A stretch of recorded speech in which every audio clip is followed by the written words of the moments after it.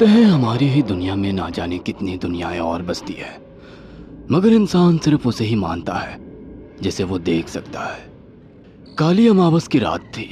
चारों ओर सिवाय हवाएं और शोर के अलावा कुछ भी नहीं था। राजन को आज घर लौटने में देर हो गई थी। रात के सन्नाटे को वो अपनी साइकिल से चीरता हुआ चला जा रहा था। वो गांव की नदी तक पहुंचा ही था कि तभी उसे नदी के पास एक काला साया दिखाई दिया जो नदी के किनारे पानी को घूरे जा रहा था। इतनी रात को नदी के पास देखकर राजन के ना जाने क्यों रोंगटे खड़े हो गए। उसे ऐसा महसूस हुआ मानो उसके पैर साइकिल के पैडल पर जम गए हो। राजन कपकपाते हुए होठों से बोला, कौन है वहां पर?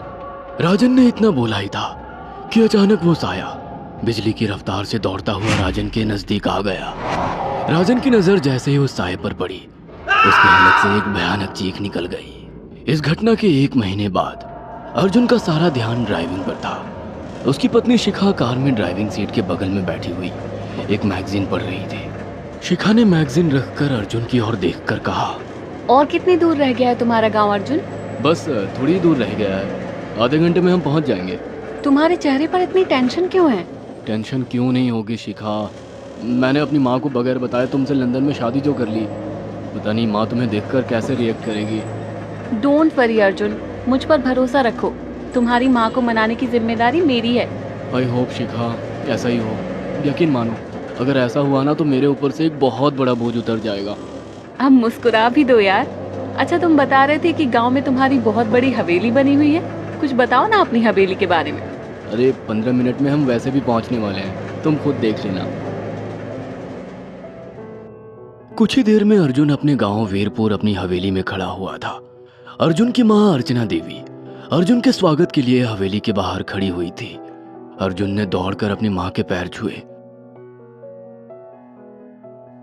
और डरते हुए बोला, ये शिखा है मां, मेरी पत्नी। हम दोनों ने लंदन में शादी कर ली। अर्जुन की बात सुनकर अर्चना देवी मुस्कुराकर बोली, कोई बात नहीं बेटा, एक ना एक दिन तो तुझे शादी करनी ही थी।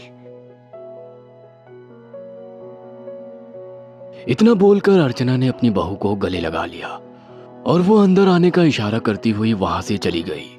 अर्जुन को अपनी माँ का ये बिहेवियर देखकर बहुत ज्यादा हैरत हुई। उसे उसकी माँ इस बार बहुत बदली हुई सी लगी। अर्जुन पूरे 10 साल बाद लंदन से आया था। अर्जुन उन्हीं ख्यालों में खोया हुआ था कि उसके कानों में उसकी पत्नी शिखा की आवाज टकराई।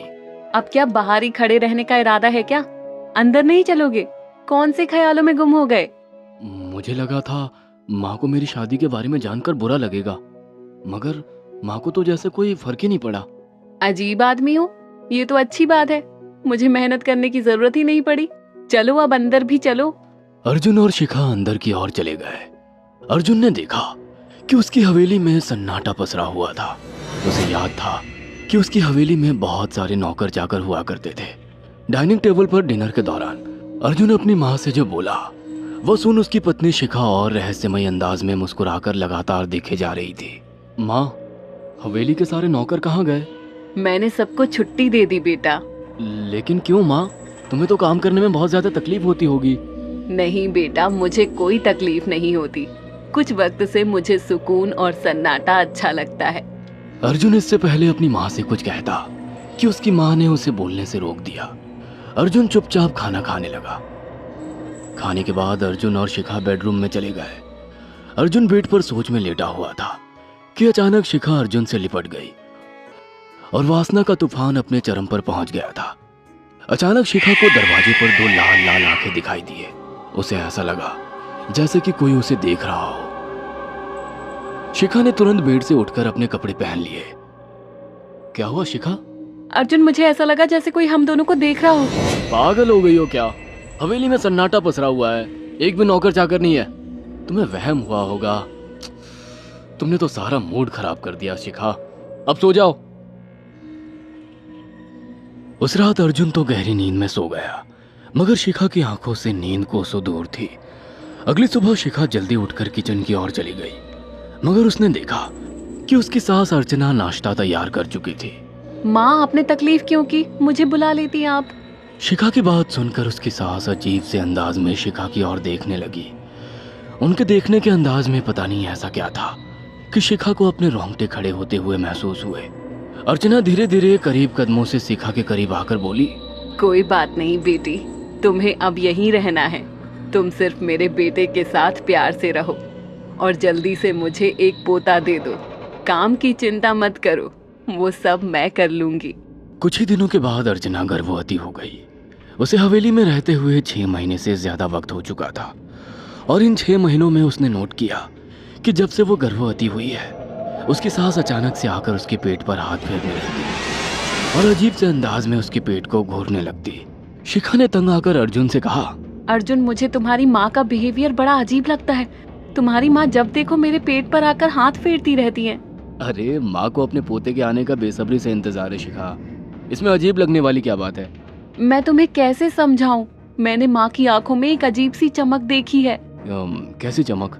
शिखा के मुंह से अचानक से एक अल्फाज निकल गया, जैसे किसी डायन की आंखों में होती है।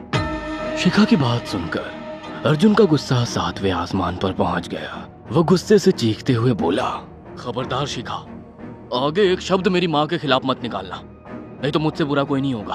तुम्हें शर्म आनी चाहिए शिखा। जब से तुम यहाँ पर आई हो तब से मेरी माँ तुम्हारी कितनी चिंता करती है। वह तुम्हें समय से खुद नाश्ता बनाकर देती है, खाना देती है, यहाँ तक कि हवेली की साफ सफाई भी वो अकेली करती है।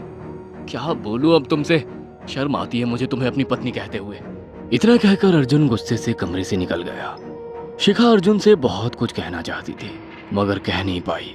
उसने महसूस किया था कि चाहे कितनी भी तेज आंधी और तूफान आए, मगर हवेली के अंदर धूल की एक परत तक नहीं जमती थी और दिन ब दिन अर्चना के चेहरे की झुर्रियां कम होती जा रही थी। ऐसा लगता था मानो वो जवान हो रही हो। शिखा के अब 9 महीने कंप्लीट हो चुके थे और एक रात अचानक उसे प्रेगनेंसी पेन होने लगे। वो दर्द से तड़पने लगी। ये देखकर अर्जुन घबरा गया। वो दौड़ा दौड़ा माँ को बुलाकर लाया और बोला, माँ, हमें तुरंत शिखा को किसी अच्छे हॉस्पिटल में एडमिट कराना होगा। अर्जुन ने देखा कि उसकी माँ ने उसकी बात को सुना ही नहीं। वो तो बस शिखा के गर्भ की ओर आंखें फाड़ फाड़ कर देखी जा रही थी। अर्जुन एक बार चिल्लाकर कहा, माँ, हमें शिखा को इसी वक्त हॉस्पिटल में एडमिट कराना होगा। नहीं, शिखा की डिलीवरी हॉस्पिटल में नहीं, इसी हवेली में होगी। लेकिन इस हवेली में आपके और मेरे अलावा कोई नहीं है। तभी शिखा दर्द से तड़पने लगी। अर्चना ने अपने बेटे को धक्के देकर कमरे से बाहर निकाल दिया और दरवाजा बंद कर लिया। अर्जुन हक्का बक्का रह गया। अर्जुन दौड़ता हुआ गांव की ओर गया। उसने देखा कि गांव में एक पेड़ के नीचे गांव के सभी बुजुर्ग इकट्ठे थे। उनके हाथों में जलती हुई मशालें थीं। अर्जुन उनके पास पहुंच गया और बोला, मेरी मदद कीजिए, मेरी बीवी को प्रेगनेंसी दर्द हो रहे हैं। आप प्लीज किसी दाई को बुला लीजिए, जितना पैसा चाहिए देने को मैं तैयार हूँ। तभी उसके कानों में गांव के सरपंच की आवाज टकराई, बेवकूफ लड़के, तू अपनी बीवी को एक डायन के यहाँ पर मरने के लिए छोड़ आया। क्या कहना चाहते हैं आप? आप जानते हैं आप क्या कह रहे हैं? वही जो तू सुन रहा है।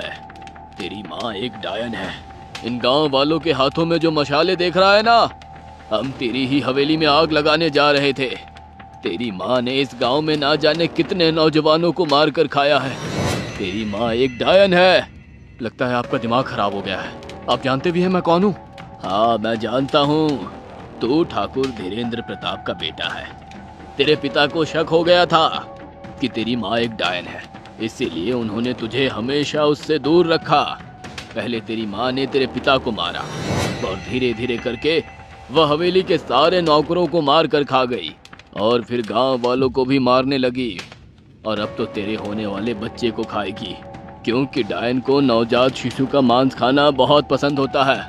अगर मेरी बात पर यकीन नहीं है तो चलकर मेरे साथ तो खुद अपनी आंखों से देख ले। इतना कहकर सरपंच अर्जुन को लेकर हवेली की ओर चल पड़ा। उसके पीछे कई लोग थे जो जलती मशाले पकड़े हुए थे। हवेली के अंदर घुसकर उन्होंने उस कमरे के दरवाजे को तोड़ दिया जहाँ पर शिखा थी। कमरे का मंजर देखकर अर्जुन के रोंगटे खड़े हो गए। उसने देखा कि उसकी माँ एक बेहद भयानक रूप में उसके बच्चे का मांस खा रही थी और उसकी पत्नी शिखा फर्श पर मरी हुई पड़ी थी और पूरा फर्श खून से लाल था। अर्जुन को अपनी आंखों पर यकीन नहीं आ रहा था कि तभी उसकी माँ उसके ऊपर झपटी। सरपंच ने चीखकर कहा, अरे इस डायन को आग लगा दो, जिंदा जला दो इसे और साथ ही इस हवेली को भी। सभी लोगों ने जलती हुई मशालें डायन के ऊपर फेंक दी। देखते ही देखते डायन दर्द से चीखने और चिल्लाने लगी और कुछ ही देर में वो जलकर राख हो गई। हवेली में आग लगते ही सभी लोग अर्जुन को खींचकर बाहर ले आए। अगले दिन अर्जुन अपनी पत्नी की यादें साथ लेकर आंखों में आंसू लिए दोबारा लंदन वापस चला गया। अगर आपको हमारी ये कहानी पसंद आई हो तो इसे लाइक और शेयर करना ना भूलें। साथ ही ऐसी और नई कहानियों के अपडेट्स पाने के लिए हमारे चैनल अक्षु टीवी को जरूर सब्सक्राइब करें।